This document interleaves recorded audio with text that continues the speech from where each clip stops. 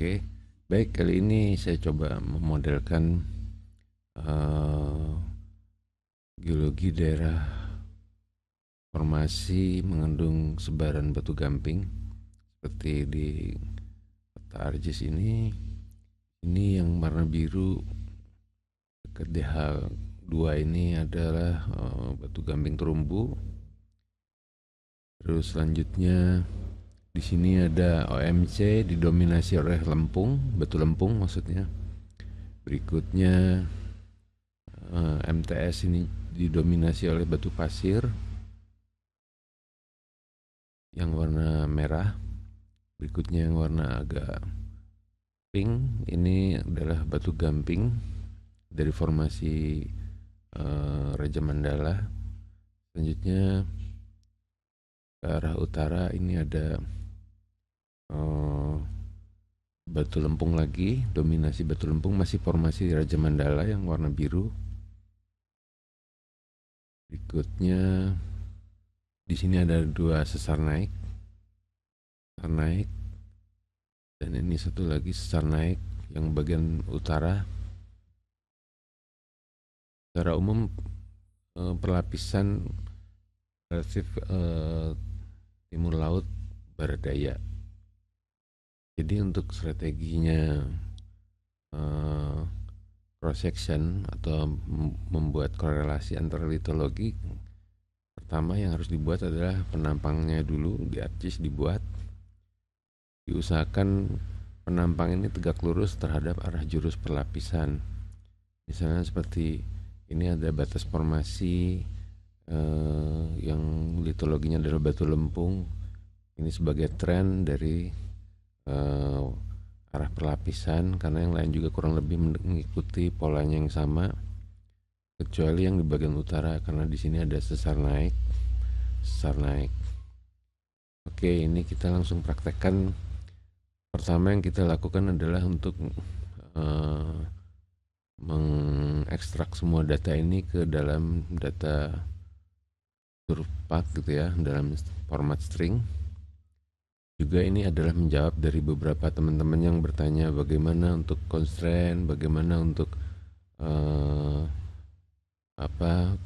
menghitung volume atau resource dan sebagainya. Nanti kita bahas lebih detail di video-video berikutnya.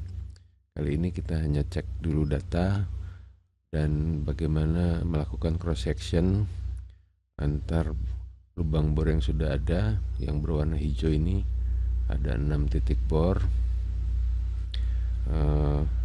Baik, kita coba mulai start import dulu data.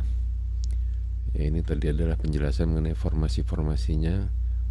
Yang potensial di sini adalah anggota batu gamping formasi Raja Mandala. Berikutnya kita modelkan yang batu lempung, anggota batu lempung masih juga formasi Raja Mandala. Baik, kita langsung menuju ke area projectnya. Area projectnya udah saya import ke ini, masuk ke global mapper. Langsung kita arahkan ke posisi zoom to project area. Nah, ini yang warna merah ini adalah kurang lebih sama dengan peta geologi yang ada di ArcGIS. Jadi ini kita akan ekspor data elevasinya, kontur dari sumber datanya adalah DTM dari Demnas. Demnas ini bisa di-download di Inagio Portal.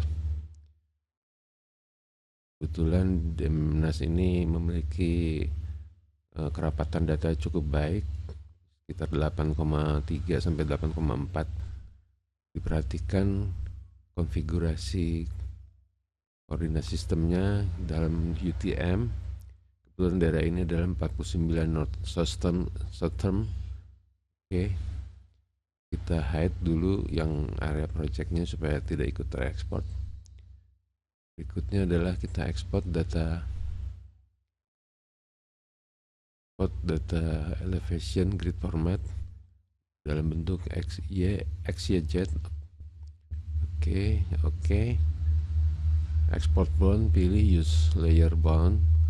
area projectnya kita select sebagai batas untuk ekspor boundary-nya. Oke, beri nama datop query 1, save. Saya sudah punya jadi saya save aja lagi. Oke, berikutnya kalau mau ekspor lagi yang tadi geologi struktur, misalnya geologi struktur ini kita ekspor sama juga, tapi dia ekspornya formatnya vektor ke DXF. Jadi diekspor menggunakan global mapper dengan format DXF. Pilih lokasinya di sini, saya kasih sudah ada nama, ketik saja struktur query 1. Jadi kita ini disebutkan project ini namanya adalah quarry gitu ya, karena ini limestone. Berikutnya geologi quarry juga udah saya buat. Nah ini sudah saya ekspor, jadi nanti lakukan hal yang sama dengan yang lain-lainnya, termasuk section juga yang tadi ada di ArcGIS. Jadi ada 3 section, ini diekspor juga format ke dalam DXF. Jadi begitu, langsung saya skip ke posisi surpaknya. Tadi kita sudah dapatkan data topo dan kontur struktur struktur ya, struktur geologi. Ada sesar naik 2 dan ada sesar mendatar 1. Berikutnya import data from one file. Pilih datop yang tadi kita dari Demnas, pilih, terus beri nama misalnya yang sama saja, ketikkan saja, terus number of header 0, number of description field 0 juga karena kita tidak ada description. Delimited, delimiternya adalah koma. Oke, apply. Nah, karena itu data X, Y, Z, berarti X-nya 1, Y-nya 2, Z-nya 3. Sementara surpak meminta terbalik, Y-nya berarti di urutan kedua, X-nya urutan ke-1, Z-nya urutan ke-3. Apply. Oke, sudah selesai. Berikutnya kita buka datopnya yang tadi sudah kita, yang format string ini. Datopnya kita edit string renumber ya, renumber ke posisi dari anggap aja koordinat maksudnya data ini stringnya dari 0 sampai 30.003. Kita akan merubah menjadi point, string point menjadi 30.003. Jadi seperti itu formatnya untuk semua, nanti juga akan banyak dipakai nih string renumber range ini. Oke, kita renumber ya, dia sudah menjadi data point. Nah seperti ini. Kalau mengecek point ini, misalnya katakanlah dia ada informasi elevasi 750, stringnya numbernya 30.003. Oke, ini save, escape dulu, save. Oke, lanjut langsung membuat create DTM from layer ya, karena dia standby sudah di layer, berarti langsung aja create DTM, apply. Kita tunggu.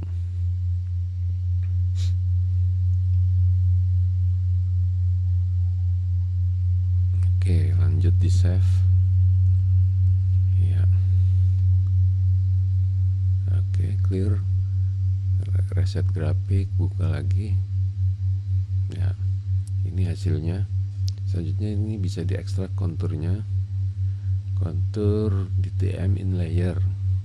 Jadi karena dia ada di layer, berikutnya ini tidak perlu dirubah karena ngikutin yang apa yang kita masukkan. Minimum kontur ini yang paling penting diperhatikan. Kalau konturnya minimumnya 449,280, kita bikin kontur misalnya katakanlah interval 1, berarti ini akan menjadi 1,280 1,2,2,80 startnya. Nah, supaya kita tetap jadi angka yang bulat 1, 2, 3 dan seterusnya, ini dikasih aja minimumnya menjadi 0 gitu kan.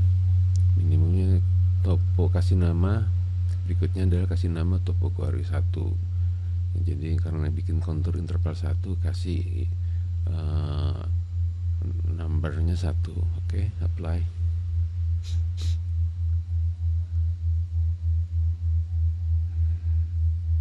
Ya, sudah terbentuk.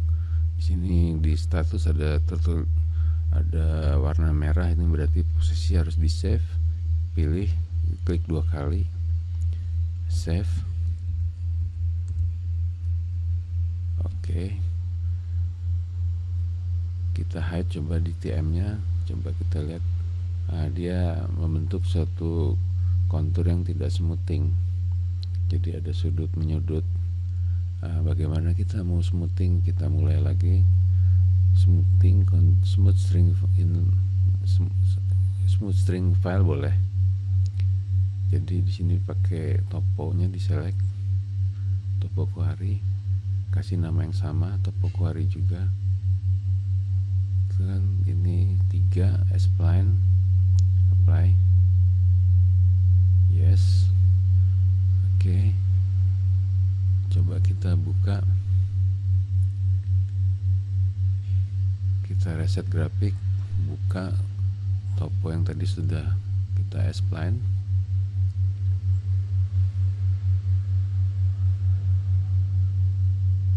Nah, ini yang tadi ya, ini relatif jauh lebih smoothing ya. Smoothing ini mengurangi masalah masalah spike dan sebagainya. Ini masih ada satu spike, gak apa-apa, ini karena hanya garis. Yang penting kita sudah menjadi DTM nya ya. Berikutnya tadi ada struktur, import DXF struktur ya, struktur query, apply, yes. Nah, struktur ini kita buka, dia masih berupa garis lurus. Ini karena belum ke drop. Coba kita buka DTM-nya, DTM dari topografi top tadi ya. Posisi dia pasti di 0, kita cek. Point property kita cek ya, elevasinya dia Z0, stringnya 1. Jadi kita select yang struktur, kita rubah supaya dia edit string renumber ke, nggak perlu renumber, jadi edit string renumber ke 8 ya, ada kontras saja, dikasih warna 8 merah ya. Ini save. Oke, setelah selesai kita front view kan, supaya kita tahu posisinya seperti apa. Ternyata dia di bawah.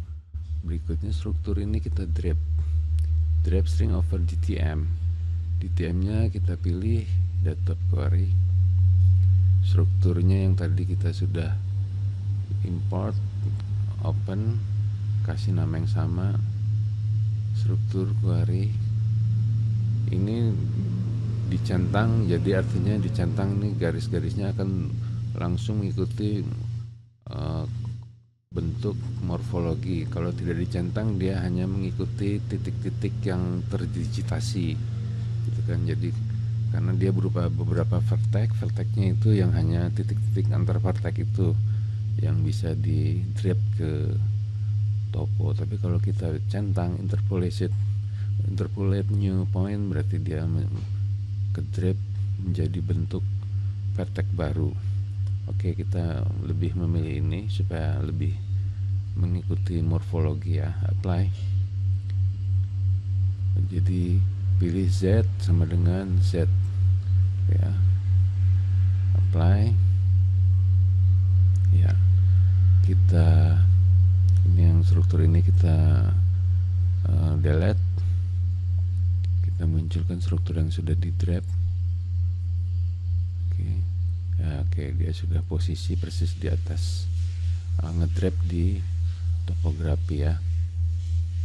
Kalau kita mau section bisa juga mau lihat hasilnya seperti apa. Pilih 5 saja supaya koridornya supaya jangan terlalu lebar. Apply, kita coba.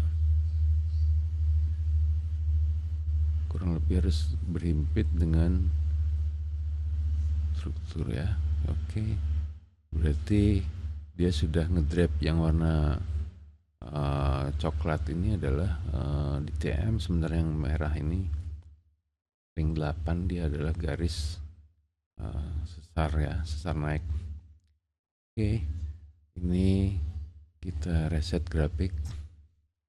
Berikutnya kita masuk ke geodatabase. Geodatabase sebetulnya sudah dibahas pada tutorial yang lalu. Ini saya hanya memberikan display table definition-nya saja. Berikutnya cara membukanya adalah, kalau yang belum ada, ini misal katakanlah belum terbuka, kita langsung ulangi lagi, open new, pilih geodatabase ya. Jadi nanti kalau yang belum punya silakan ikuti tutorial yang lalu. Berikutnya adalah display drill hole. Kita mau display drill hole, pilih color, hole ID, pilih defaultnya di hurufnya real, kasih aja ukuran size hurufnya 8 supaya besar terlihat. Berikutnya geologi pattern, kita pilih geologi. Kita mau tampilkan adalah litologinya dari kolom bor tersebut. Oke, labelnya, label kita mau coba munculkan geologi. Thickness sebenarnya akan lebih baik kalau ada deep, cuman karena ini drill hole tidak ada data deep. Kalau ada hasil mapping selalu ada deep. Ini penting, deep ini untuk melakukan korelasi. Jadi karena tidak ada datanya, kita pilih thickness saja, just informasi gitu ya. Berikutnya kita mau essay-nya sudah saya upload juga. Essay-nya itu kita mau limestone itu selalu yang paling utama adalah CaO dan SiO2. Jadi saya coba tampilkan yang CaO. Positionnya ini tadi geologi, ini kita geser ke left, jadi nanti tampilnya di sebelah kiri batang bor. Hurufnya kasih areal, mungkin itu aja yang dirubah. Terus ini tetap right, berarti ini CaO ini muncul di sebelah kanan kolom bor. Ini kita kasih spasi terhadap kolom bor 3, desimalnya 2. Kalau thickness kasih 0 saja supaya nggak terlalu panjang. Defaultnya kita pilih areal. Deep marker, jadikan 1 aja supaya intervalnya per meternya jelas. Offset dan lainnya tetapkan, tidak perlu desimal, ini di 0 kan. Pilih hurufnya areal juga, terus huruf diberikan saja yang kecil saja, kasih 0,25. Oke, untuk tab-tab database sudah cukup untuk menampilkan. Selanjutnya apply, langsung apply lagi ya. Ini data bor yang sudah ada display litologi, tapi biasanya untuk di awal selalu belum muncul. Bagaimana caranya supaya memunculkan? Pada saat membangun database umumnya belum muncul warna-warna masing-masing litologi. Kalau belum ada, nanti ke drill hole display style gitu ya. Pilih yang geologi, pilih yang litologi. Ini get field code gitu kan, langsung. Nah, di sini ada limestone. Ini saya udah kasih warna, langsung berikan aja warna. Untuk limestone bawahnya juga dikasih warna yang sama. Tergantung jumlah litologi. Kalau litologinya banyak, berarti diedit yang sama, warna-warnanya sesuai dengan jumlah urutan litologi. Apply. Nah, itu jadi cara untuk mendapatkan gambaran litologi di penampang bor ya, kolom bor. Berikutnya yang tadi data-data ini kita coba buka di layar ini. Pertama ada yang paling penting, DTM ya, DTM-nya ini kita buka. Iya, drill hole-nya sudah ngedrap ke posisi DTM ya. Oke, jadi bor posisi di bawah, jadi dia ngedrap di topnya drill hole. Berikutnya yang kita perlu tampilkan adalah struktur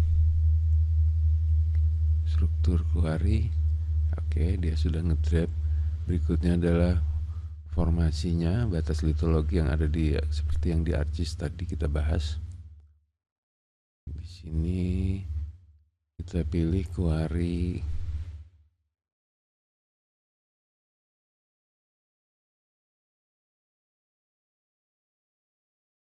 geologi kuari.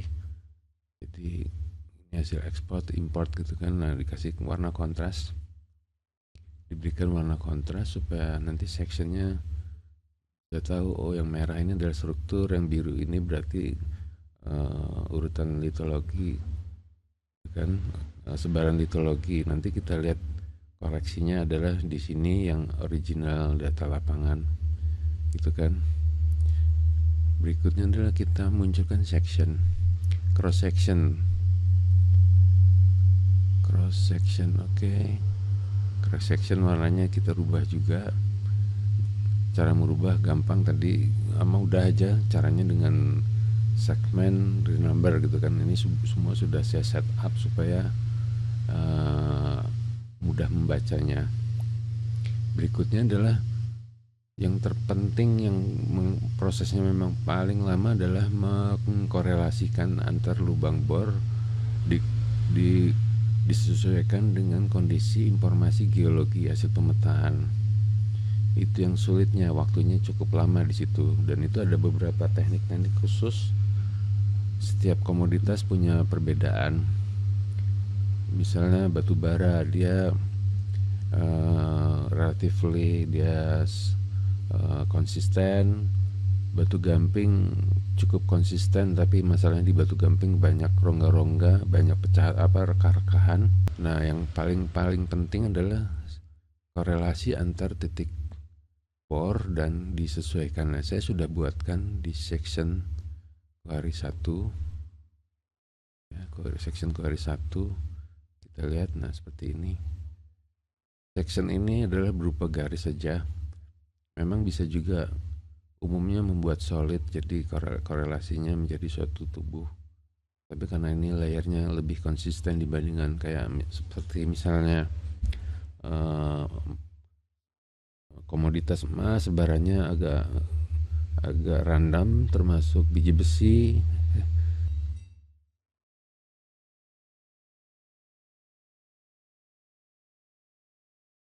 Ulang, kelihatannya ada yang crossover garisnya. Nggak boleh ada crossover, jadi dia jadi karena ini string 1, 2, 3, 4, 5, ini 6, dia harus snap karena ini adalah zona struktur. Yang kuning ini batasan litologi, tapi juga sebagai batas sesar naiknya. Display dulu poinnya, marker. Oke. Nah, ini kita harus snap, pilih poin. Nah, jadi korelasi ini antar lubang bor memang paling penting, karena urutan stratigrafi itu menentukan untuk tahap berikutnya. Ini di snap. Nah, selesai sudah masalahnya untuk section yang satu ini. Oke. Nah, sekarang begini, anggaplah ini kita save dulu. save file.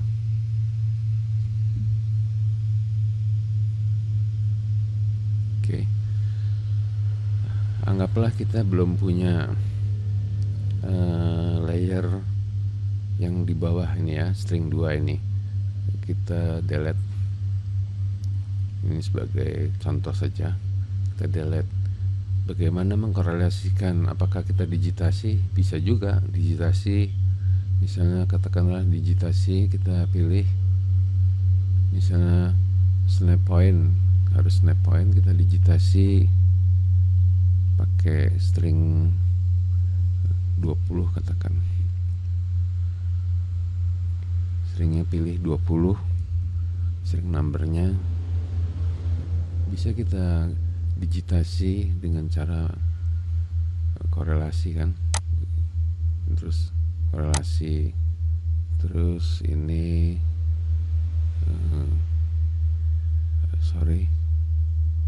ini pen korelasi, ngikutin, nanti balik lagi korelasi seperti ini. Itu bisa saja, tapi akhirnya nanti digitasinya tidak mengikuti trend surface gitu kan. Walaupun seakurat apa tetap ada masalah. Teknik yang saya pakai kali ini adalah dengan cara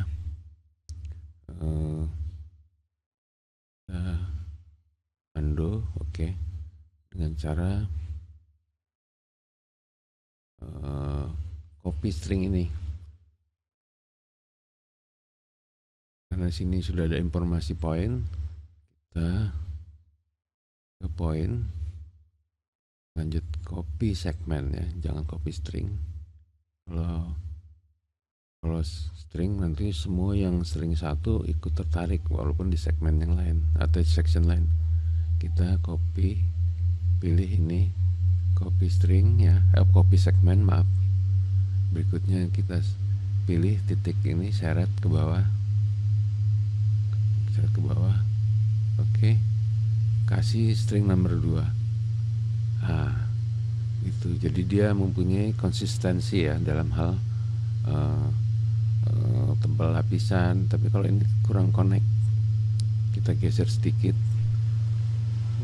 move point, geser, move point, oke.